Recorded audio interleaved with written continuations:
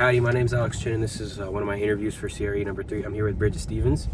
So first question is, what do you think is the most difficult thing for the majority of people in this country to understand about race and racism?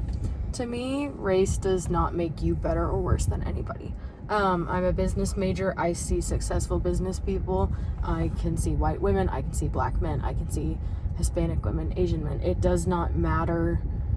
Like, it's who you are as a person. They look at your mind, and it's like, oh, people are white and they grew up better.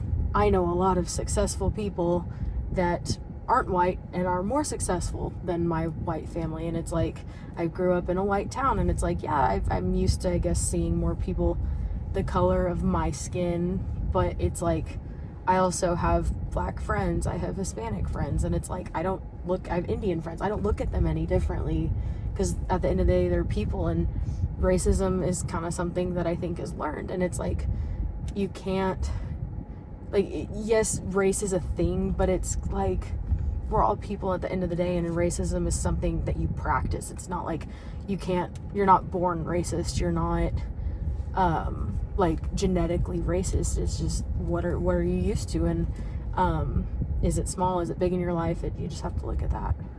All right. How are your thoughts and beliefs about race and racism formed?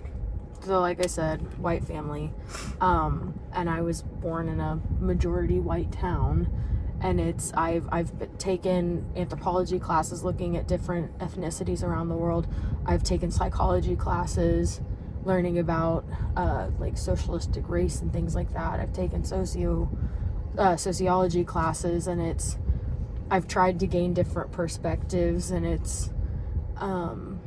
I would say, like, listening to my grandparents, I can hear sometimes like, oh, like, that's when you grew up, but also my grandparents, one set of them grew up in the South during the civil rights movement, and that's what they were used to, and I don't really know what their sides of that were, but there's sometimes things that come out and I'm like, did you just say that? But it's also like, they do issues of body image and gender. It's just learning about that. So I don't think I was directly taught racism, and I like to think that I have a more open mind about it, but it's just like socially, like, people are more sensitive to it, so everything that they think coming out of your mouth is going to be racist, where if somebody's more open-minded about it, they could just see it as an observation. Okay. And then what's one race-based topic that you wish more people talked about or understood?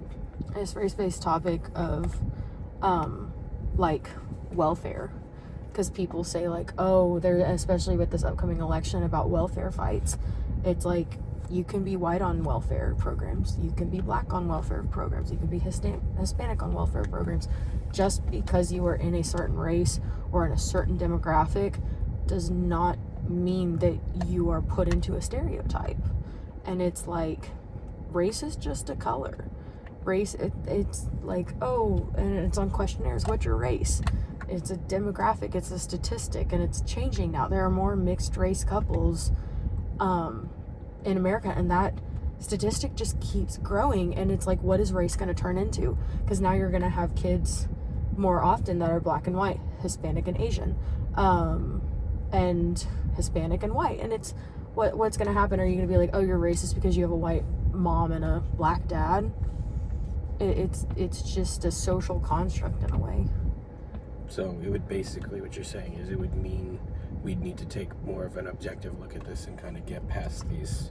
Yeah, and I honestly don't think within the next decade we're going to do that, because a lot of media, it's like, there was a Black Lives Matter movement. Well, it's like, all lives matter was the fight, but it's like, well, that's racist, because all lives is everybody, because you're going against the Black Lives Matter movement. Well, it's like, what about Asian lives?